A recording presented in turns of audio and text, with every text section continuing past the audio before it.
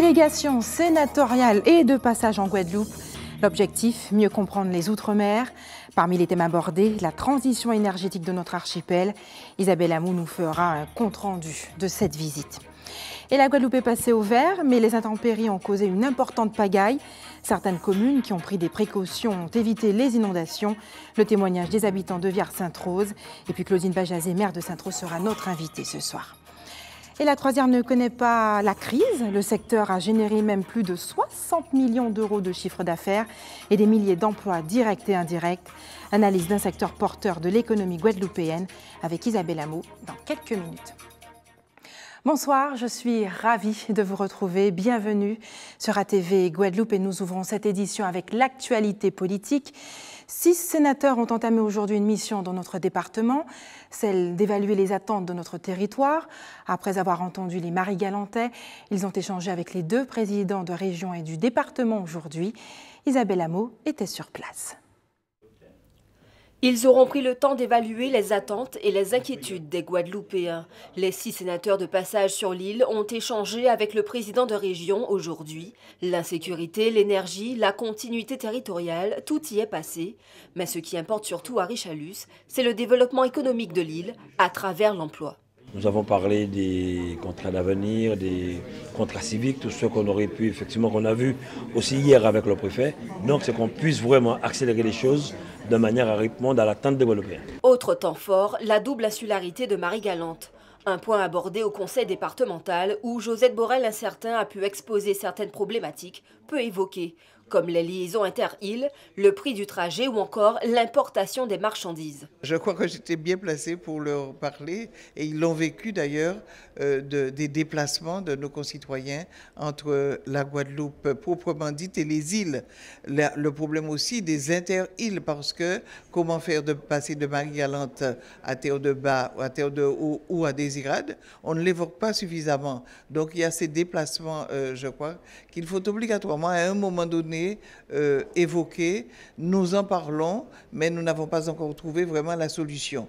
La région, en son temps, a accompagné les déplacements et le fret au niveau entre le continent, comme on dit, entre guillemets, entre la Guadeloupe proprement dite et les îles. Mais je crois qu'il faut vraiment le prendre en compte et que ça devienne une réalité. Une réalité constatée sur place par les sénateurs. Selon Didier Guillaume, le sénateur de la Drôme et président du groupe socialiste et républicain au Sénat, les politiques mises en place pour le développement de la Guadeloupe sont inadaptées et dues à la méconnaissance du terrain de ceux-là même qui votent les lois. Nous avons rencontré un président de région avec des vice-présidentes, une présidente de département avec des vice-présidentes, des gens qui ont des projets, qui veulent avancer, mais qui ont peur d'avancer, de faire un 100 mètres avec des boulets aux pieds. Et je crois que si on veut que les choses avancent plus vite, il faut peut-être contribuer à enlever un peu ces boulets qui ralentissent l'action.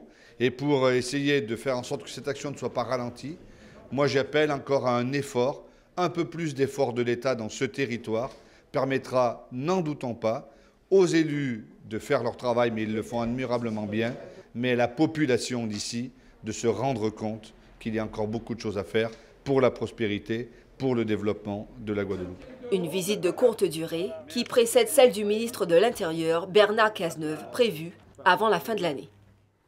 Et avant d'être reçus par les présidents d'Assemblée, les sénateurs ont effectué un crochet par Marie-Galante où ils ont entendu le sénateur maire de Saint-Louis, Jacques Cornano, poser le problème de l'indépendance énergétique de Marie-Galante et la continuité territoriale. On écoute le sénateur Jacques Cornano interrogé par Isabelle Amou. Marie-Galante peut être indépendante, c'est pourquoi nous avons fait le choix d'être un territoire à énergie positive puisque nous avons besoin de 8 mégawatts empreintes. Et aujourd'hui, nous pouvons produire effectivement près de 7 avec les énergies solaires et les éoliennes. Il ne faut pas oublier que nous avons la centrale multi-biomasse de cogénération qui produit de l'électricité et de la vapeur. Donc nous pouvons d'une part profiter pour relancer l'agriculture, pour motiver les planteurs, mais aussi pour vendre le surplus d'énergie. Donc voilà ce que nous voulons. Et le dossier le plus important, je l'ai réservé pour la fin, c'est surtout l'insularité liée à la continuité territoriale. Nous disons que le moment est venu il faut que le gouvernement l'entende fortement. En tant que sénateur, j'ai rencontré la commissaire européenne Corinne Cretou, qui attend simplement que le gouvernement reconnaisse le principe de la continuité territoriale, à l'image de ce qui se fait en Corse, qui reçoit près de 198 millions d'euros par an pour le transport aérien, maritime et le reste. Donc, je crois qu'aujourd'hui, j'ai fait remonter le dossier avec l'aide des 3 autres sénateurs au niveau du gouvernement. Maintenant, il s'agit qu'ils se mettent d'accord et très rapidement pour reconnaître le principe de la continuité territoriale, parce que depuis 1946, je le dis, personne, aucun gouvernement n'a mis l'accent sur le caractère archipélagique de la Guadeloupe. Et la Guadeloupe n'est plus en vigilance jaune. La préfecture a placé notre département au vert. Mais le passage de cette onde tropicale n'a pas été sans conséquences. D'impressionnantes quantités d'eau sont tombées ces dernières 48 heures un peu partout, notamment dans le nord Basse-Terre. Plus de 160 mm d'eau ont été enregistrés à Viard-Sainte-Rose. Claudine Bajazet, bonsoir. Bonsoir. Merci d'avoir accepté notre invitation. Vous êtes le maire de la ville de Sainte-Rose. Alors nous avons souhaité savoir comment ont vécu justement les Sainte-Rosiens, comment ils ont vécu cet événement. On regarde ensemble leurs réactions recueillies par Moïse Exter et Patrick Curie. J'habite à Laboucan, je suis de Laboucan, et l'eau est complètement montée de l'autre côté vers chez nous. Et on a eu beaucoup d'eau, j'ai eu mes voisines qui ont eu de l'eau chez eux, et puis voilà quoi. Ce matin, je me suis réveillé, il n'y avait plus d'eau. Alors je dis que c'est un phénomène qui est complètement... on n'arrive pas à comprendre quoi. Il y a un canal à côté, canal là pas bouché à Boucan, et que pour mon pas essayer de faire rien, puis déboucher le canal là qui fait qu'il y a de l'eau montée, de l'eau canillée, tout le monde de l'autre côté, derrière le libre service de la station de service. Voilà. On a regardé les voisines à côté, on a essayé de dire quand qui passait, demander est-ce qu'il y a besoin de coup de main, mais tout le était organisé, les garçons étaient là, et puis voilà quoi. Nous vivons période là, dans un manière qui pas agréable quoi. La pluie tombée même. Ah ouais, la pluie sérieux même. Ouais, première fois on voit ça même, la pluie tombée même. Mais l'eau n'a pas monté. Pour ça, heureusement c'est bon quoi, parce que sinon c'est une dégât quoi. Depuis que la rivière là, puis il était dragué. Bon, depuis ça va passer bien quoi. Nous pas inquiéter nous. L'eau de l'eau là, presque touché pont là, on met deux ponts là, bon, mais à l'air on s'est déjà côté site quoi. Côté c'était déjà inondé, mais sinon là quand elle là, ça va. D'habitude, quand ça touche le pont comme ça, eh bien, ça rentre ici chez moi là, à 20 cm. Aujourd'hui, là, c'est pas monté chez nous. On a dit qu'on a dragué la rivière un petit peu et que ça ne monte pas, ça ne va pas monter facilement. Tous ces puits que j'ai vus, alors là, j'ai dit ça va monter, mais ça c'est pas monté. C'est pas monté chez moi. Eh bien, quand ça monte, on ne peut pas l'empêcher, on dirait que l'eau rentre chez lui. Hein. Ah ouais, c'est la première fois que l'eau tombe comme ça depuis l'eau. L'habitude de voir de l'eau partout hein, là, parce que c'est un l'étang. Au début, l'eau montait très haut, au temps de ma grand-mère. Puis on l'a comblé, on a fait une canal. Mais là, la canal s'est bouchée. Alors là, l'eau ne pouvait pas circuler et ça a gonflé, c'est passé dans la rue et c'est rentré dans la maison de ma grand-mère. L'eau montait en dessous de mes mollets quand je rentrais de la maison. Bon, mais comme j'ai l'habitude, ça ne m'a... Quand on a une habitude, alors on l'accepte comme on peut. Mais où ça, c'est bien bon Dieu. Où ça, on ne peut pas combattre la nature. C'est un but qui est très dur. Mais ce n'est pas même pour nous, c'est pour tout le monde en nous. Vous comprenez? Pour tout le monde en nous, que ça n'est pas bon. Il faut nous chercher, faut chercher un moyen pour s'arranger pour là, pour nous pas ces problèmes-là. Claudine Bajazet, vous avez quand même évité les inondations cette année. Des mesures ont été prises d'ailleurs? Alors effectivement, depuis un certain temps, nous avons procédé au nettoyage des abords des routes et aussi les canaux les fossés qui ont été curés. Alors, concernant la rivière de Laboucan, c'est vrai que le dragage a été fait. Ça fait quand même à peu près 2 ans que le dragage a été fait. Donc, ce qui fait qu'aujourd'hui, on n'avait pas toutes ces inondations que nous avons subies un certain nombre d'années. Je suis allée sur le terrain à Laboucan. J'étais contente. Parmi les voisins, justement, qui sont passés tout à l'heure, je reconnais quelques-uns chez qui je suis passée. Je suis passée aussi à Viard, à Montplaisir, où effectivement, à un certain moment, on a eu des frayeurs à Montplaisir. Mais effectivement, le travail se fait par les services techniques et le service, celui justement, l'agent qui est chargé des routes au niveau de la commune. Donc, le travail doit se poursuivre pour le curage des fossés.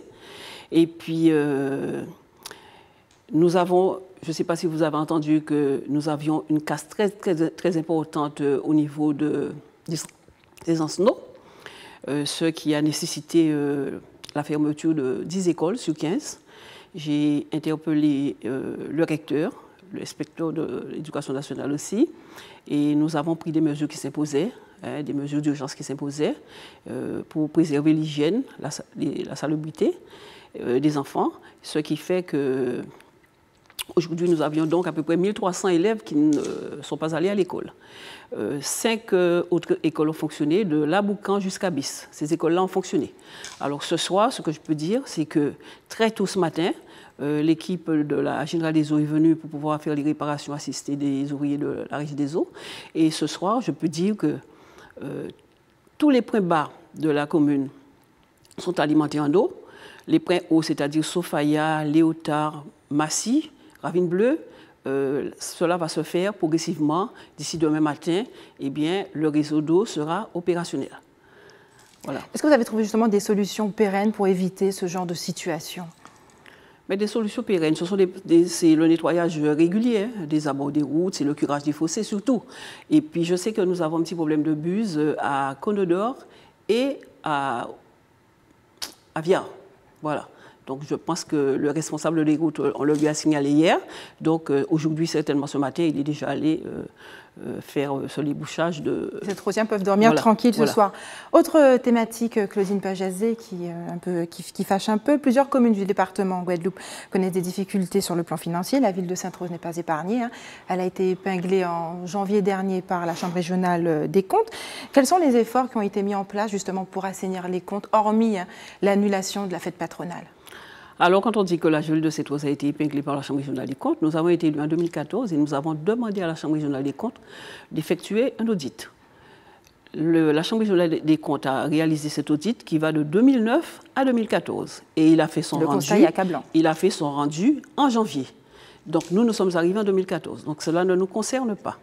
Évidemment, il a fait un certain nombre de préconisations et que nous avons retenues et pour lesquelles, aujourd'hui, nous effectuons un certain nombre de démarches pour nous permettre effectivement de faire en sorte que le budget puisse revenir à l'équilibre. Et qu'est-ce qui a été mis en place justement pour éviter le pire, c'est-à-dire une augmentation des impôts? Alors, voilà, certains budgets, nous avons rétréci les budgets. Par exemple, le budget FET. Bon, alors aussi, au niveau de la Régie des Eaux, nous avons mis en place un certain nombre de démarches pour nous permettre aussi de récupérer, que les factures elles soient distribuées et aussi que les habitants puissent payer l'eau, puisque l'eau, on dit que l'eau doit payer l'eau. Quand nous sommes arrivés, souvenez-vous dans quel état nous avons trouvé la régie. Aujourd'hui, nous avons investi, nous avons de l'eau en qualité, les Saint-Rosiens sont contents d'avoir de l'eau. Voilà, ils sont contents d'avoir de l'eau. Nous avons investi pour la qualité de l'eau, nous avons investi aussi pour la quantité, le débit, nous avons investi pour... nous avons embauché un ingénieur de l'eau qui est très actif, très réactif. Et aujourd'hui, nous avons un logiciel qui nous a coûté 69 000 €, mais qui nous permettra de réduire, de faire en sorte que les factures puissent être plus équitables pour l'habitant. Qu'en est-il des charges de personnel qui paralysaient la commune? Le poste de dépense le plus important de Sainte-Rose, plus de 12 millions d'euros en 2014. Alors, en 2014, eh bien, quand je suis arrivée, j'ai trouvé qu'on avait embauché du personnel.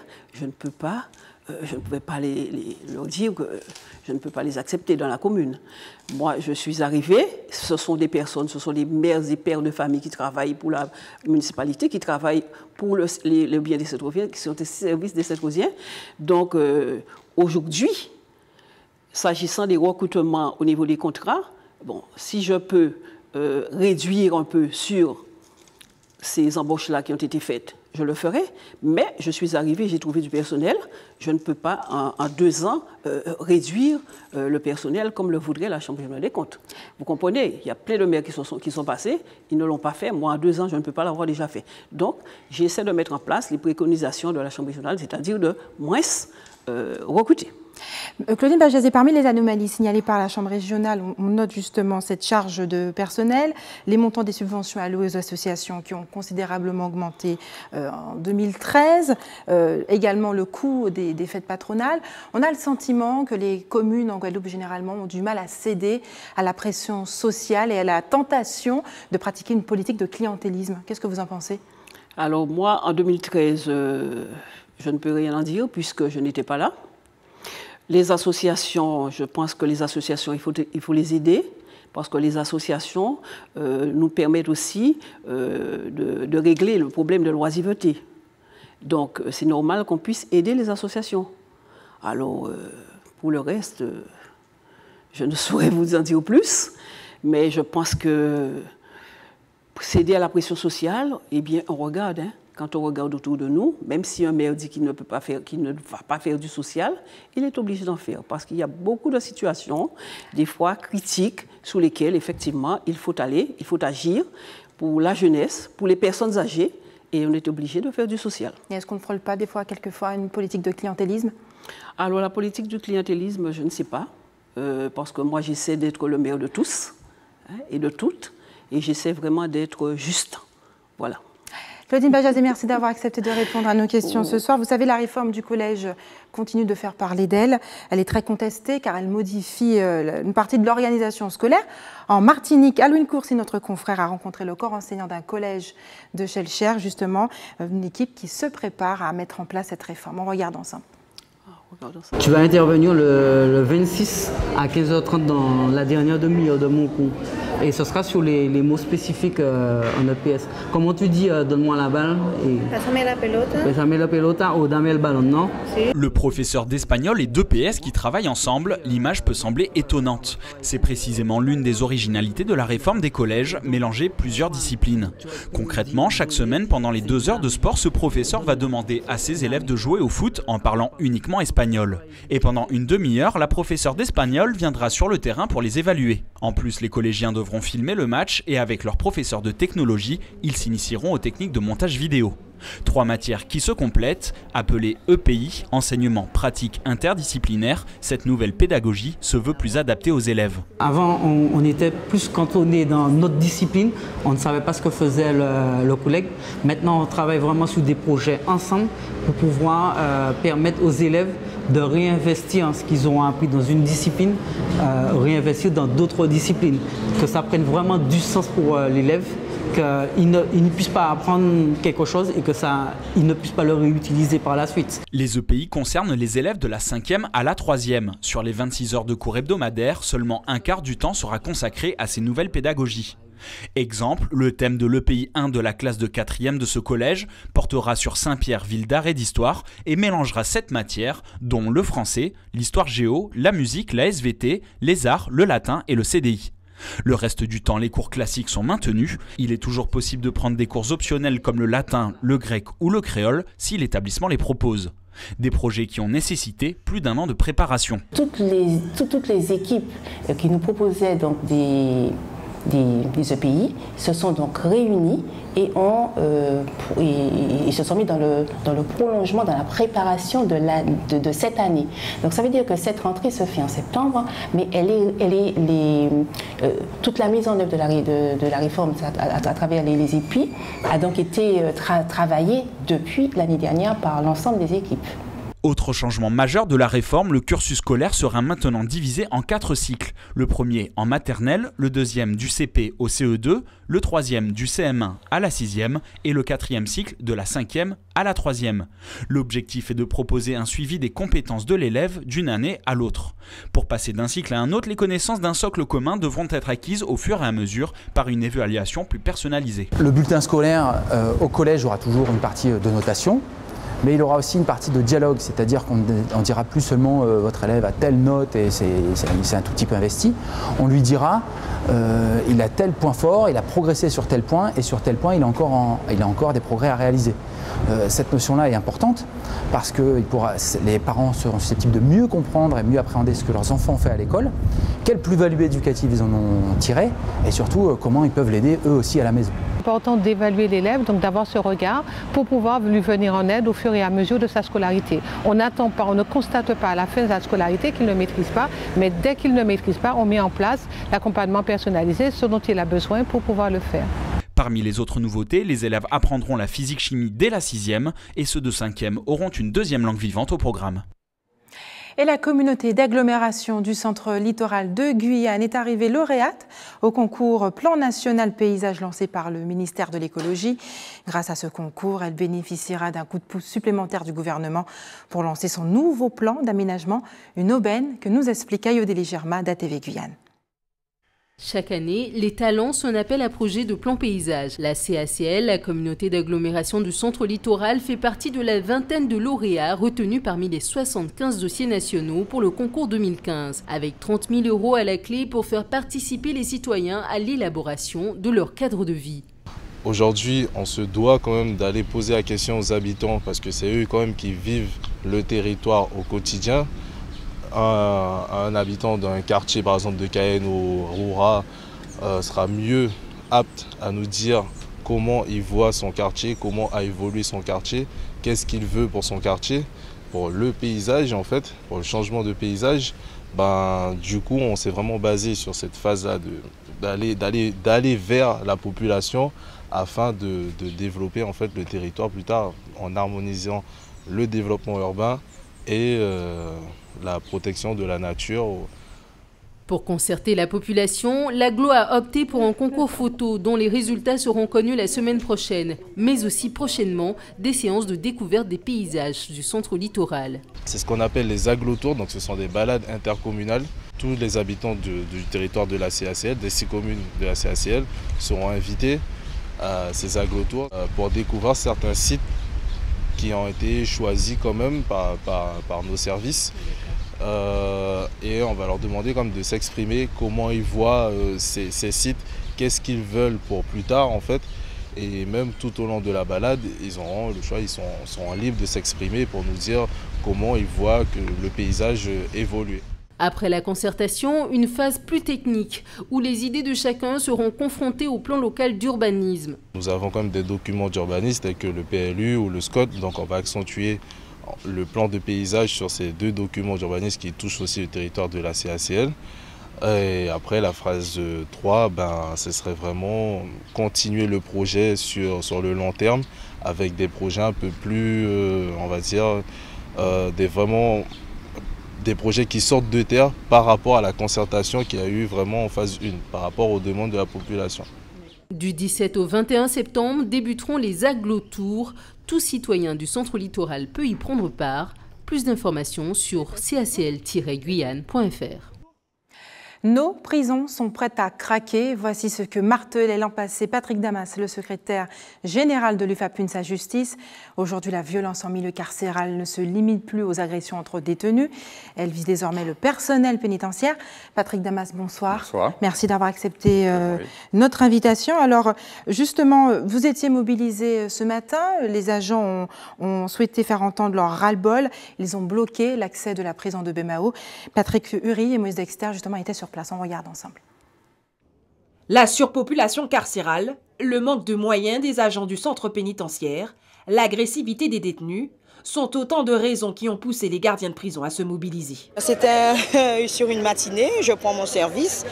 Donc effectivement, on fait les tâches quotidiennes, à savoir la douche, etc. Effectivement, ce détenu-là était mécontent, mais il était mécontent parce qu'il avait demandé un transfert depuis fort longtemps. Et sans raison, gratuitement, il m'a donné un coup de poing. Donc j'ai eu une dizaine de jours d'ITT. Donc je saignais, j'avais la bouche en sang, etc. Je ne m'y attendais pas. Et je peux vous dire qu'un acte gratuit comme ça, psychologiquement, c'est pas facile à encaisser parce qu'on est des pères et des mères de famille, nous venons faire un travail. On sait qu'effectivement il y a des risques, mais on ne s'attend pas que gratuitement on puisse nous agresser comme ça.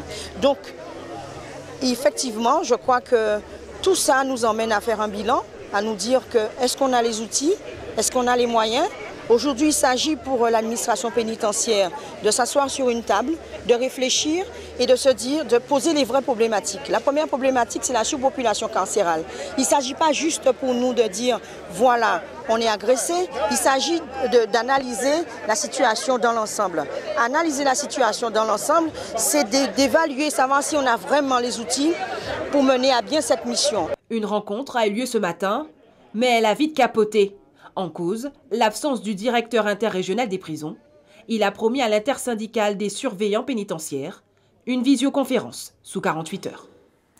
Patrick Damas, 750 détenus au centre pénitentiaire de Bemao pour 450 places. Concrètement, comment faites-vous pour gérer cette surpopulation carcérale? C'est une gestion qui n'est pas facile. Il faut d'abord rester professionnel. Aujourd'hui, la situation est très grave. Les agents vont travailler la peur au ventre. Et nous, on a demandé à l'administration de prendre des dispositions pour qu'on puisse améliorer les conditions de travail au centre pénitentiaire de Bemao. Mais il faut aussi signaler que cette situation dure et cette situation existe aussi à la maison d'arrêt de Basse-Terre. Justement, il y avait une réunion alors, ce matin qui a capoté, Linda Kayarsi l'a dit dans le reportage, mais une autre réunion était prévue cet après-midi en visioconférence. Quelles ont été les conclusions de celle-ci? Ce matin, la réunion a capoté parce qu'on n'avait pas le directeur interrégional qui a à la réunion. Je trouve ça un peu bizarre qu'il n'était pas là. Donc on a exigé sa présence par visioconférence. Et cet après-midi, on a discuté avec lui. On a pu obtenir certaines avancées, à peu près 70% de notre plateforme revendicative. Quelles sont les principales avancées justement? Les principales, c'est les transferts des détenus qui sont les agresseurs. Il faut signaler que le détenu qui a agressé le collègue, il sera transféré demain matin pour la métropole. Aussi, les détenus qui sont en quelque sorte les meneurs vont être transférés d'ici peu. Il va y avoir aussi un audit sur la sécurité de la prison. Il va y avoir des douches qui vont être créées. Aussi, il y a un désengorgement des prisons. Parce qu'il faut savoir, le problème des détenus, c'est que les transferts, les détenus, on leur dit qu'ils sont transférés, mais l'attente est longue. L'attente dure 2, 3, 4 mois. Donc, nous exigeons que l'administration fasse le nécessaire pour que ces détenus soient le plus vite possible transférés. Et l'administration est bien informée, le gouvernement également, puisque le ministre de la Justice était récemment en Guadeloupe. Il a justement constaté l'état des prisons. Je parle bien sûr de Jean-Jacques Urvoas. Oui. Qu'est-ce qui a changé depuis son déplacement ici? Il est venu. Avant lui, Mme Taubira est venue. Monsieur Urvoas est venu. Il nous a dit qu'il ne fait pas la même politique que Mme Taubira. Mais on se rend compte que depuis qu'il est parti, on n'a rien. Il n'y a pas de nouvelles. Il n'y a rien du tout. On est là, on est abandonné à nous-mêmes. On essaie d'avoir des informations à travers...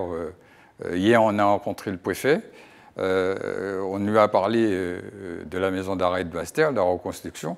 Lui non plus, il n'a pas de nouvelles. Donc, on est là, il n'y a rien de concret. On a le sentiment que ce problème est très profond. Je prends le cas de Damien Lafage, ce jeune détenu de 18 ans qui a ébouillanté un surveillant. Il aurait déclaré « J'ai passé toute mon enfance en prison. Si je suis devenu comme ça, c'est à cause de la prison. » Est-ce qu'il a raison, selon vous, d'affirmer ça? En quelque sorte, il a raison. Il a raison parce qu'il n'y a pas de formation pour les détenus au centre pénitentiaire de Bemao. Et il faut savoir que la formation, depuis 2014, dépend de la région. La région ne fait rien. On entend le président parler, mais il faut déjà qu'il s'occupe de la formation en milieu carcéral. Au niveau de conseil départemental, son ressort, c'est la réinsertion. Et cette réinsertion n'est pas faite non plus. Donc, on entend nos politiques parler, mais ils n'agissent pas. Patrick Damas, vous avez bloqué ce matin la prison de Bemao. À quoi faut-il s'attendre dans les jours à venir? Ben là, concernant notre plateforme revendicative, le directeur interrégional, on doit avoir une autre réunion avec lui la semaine prochaine pour qu'on puisse avoir un calendrier pour l'évolution de ces différents points. Mais le mouvement est suspendu. Mais si on n'a pas si on n'a pas le gain de cause, le mouvement va continuer. Patrick Damas, merci d'avoir accepté de répondre à nos questions ce soir. Victorin Lurel, l'ancien président de la région Guadeloupe, souhaite aussi participer au débat sur la violence qui sévit en Guadeloupe. Il a été reçu cet après-midi par le ministre de l'Intérieur, Bernard Cazeneuve, qui a annoncé qu'il viendra apporter des réponses concrètes en Guadeloupe prochainement. On écoute justement Victorin Lurel, qui se défend de marcher sur les plates-bandes de l'actuel président de la région. On écoute ses propos recueillis par justement Éric Dupuis d'ATV Paris. On regarde ensemble. On a reçu des instructions du ministre de l'Intérieur. Il verra tous les élus de la Guadeloupe, le président de région, la présidente du conseil départemental, le président de l'association des maires. Ça devrait se faire dans les meilleurs délais. Rappelez-vous, moi-même, j'avais organisé un congrès sur la violence et l'insécurité en 2011. Le préfet donc a reçu instruction, le ministre décidera. Moi, je suis parlementaire, j'étais ancien ministre, je sais quelles sont les procédures.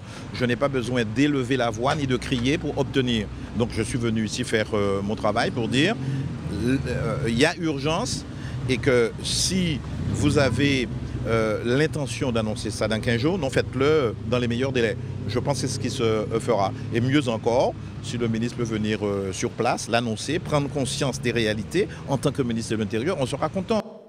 Reste avec nous dans un instant, nous découvrirons comment fonctionne la nouvelle carte Easly, carte de paiement du restaurant universitaire du Crous. Et puis nous verrons que le tourisme croisière connaît une belle embellie et génère même de l'emploi. 60 millions d'euros, voilà ce que représente le tourisme de croisière en Guadeloupe et en Martinique. Le trafic a dépassé les 560 000 passagers. Le secteur a généré plus de 1000 emplois, directs et indirects sur la période. Les détails avec Isabelle Lamou.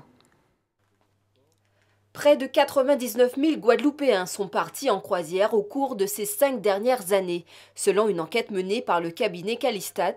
Un chiffre qui montre bien que la croisière dans les Caraïbes se porte bien. En 2011, la Guadeloupe a accueilli plus de 100 000 croisiéristes, un chiffre qui s'est multiplié 4 ans plus tard, puisqu'en 2015, un total de 309 872 croisiéristes ont visité l'île aux belles eaux.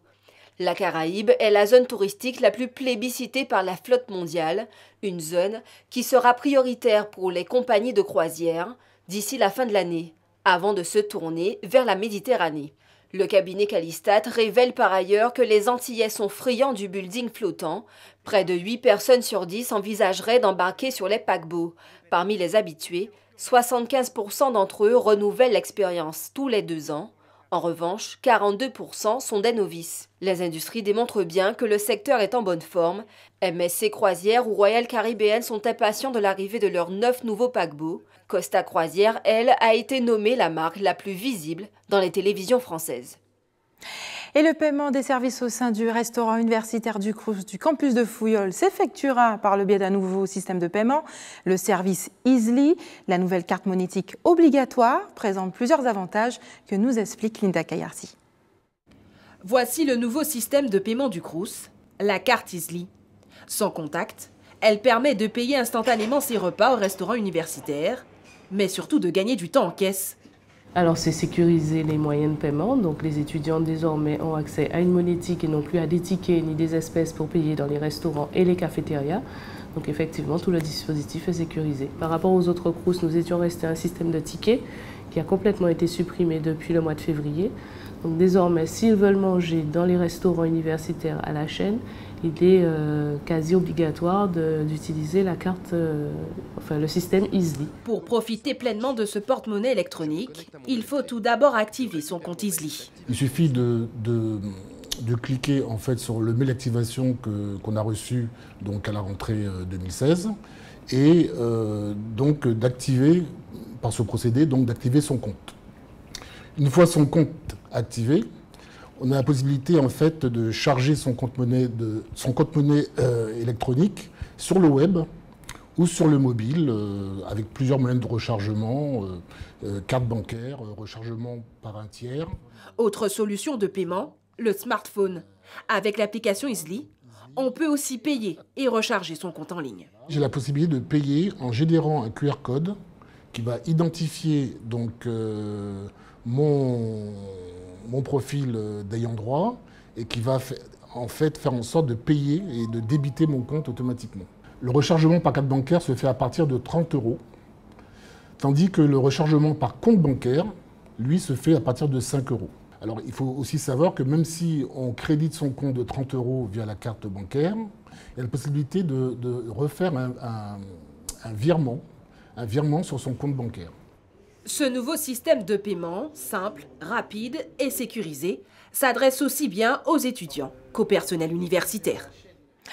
Le Fort Fleur d'Épée situé à Gosier accueille l'exposition Tromelin, l'île des esclaves oubliés, l'histoire vraie d'esclaves malgaches abandonnés sur un îlot désert. L'exposition itinérante a été mise en place par le Musée d'art d'histoire de Nantes et l'Institut national de recherches archéologiques qui ont réussi à reconstituer le calvaire vécu par ces esclaves. Jacques Canneval, Patrick Curie, Moïse Dexter. Dans la nuit du 31 juillet 1761, l'Utile, une frégate de la Compagnie française des Indes orientales, fait naufrage sur les récifs coralliens de Tromelin, petite île de l'océan Indien. Le bateau parti de Bayonne en France avait embarqué 160 hommes, femmes et enfants malgaches pour les emmener en esclavage sur l'île Maurice, malgré l'interdiction de la traite décrétée par le gouverneur. Plusieurs années plus tard, la ville de Nantes, qui tire en partie sa richesse du trafic négrier, finance une expédition archéologique menée par Max Guéroux, ancien officier de la marine française. Celle-ci fouille l'île et sonde l'épave pour mettre au jour des traces des naufragés dans le but de mieux comprendre leurs conditions de vie pendant ces 15 années. C'est ce dont témoigne cette exposition itinérante, visible grâce à la diligence du conseil départemental. Mémoire de là-bas et mémoire d'ici se confondent pour faire sens et contribuer à guérir les blessures du passé. Paradoxe au pied de nez de l'histoire, c'est un fils d'esclave, Victor Lurel, qui ira le 17 avril 2013 réaffirmer la souveraineté française sur l'île aux esclaves oubliés. Place aux informations pratiques maintenant. Faites des réserves d'eau. Si vous habitez à Gosier, des coupures sont prévues dès ce soir 22 h et avec un retour à la normale prévu demain en début de matinée. Même sort pour les communes de Saint-François et la Désirade, des coupures prévues dès ce soir 22 h avec un retour à la normale prévu cette fois jeudi 8 septembre en début de matinée. Et enfin, si vous voulez donner votre sang, l'équipe de l'établissement français du sang sera demain au centre commercial de Destréland, aux portes 4 et 5 du parking, de 13 h à 17 h 30. Et si vous êtes témoin d'un événement, n'hésitez pas à nous contacter au 0590 60 11 2 fois ou à nous envoyer un email à notre adresse rédaction@atv.gp. C'est la fin de notre édition locale et régionale. On se retrouve dans un court instant pour le rappel des titres.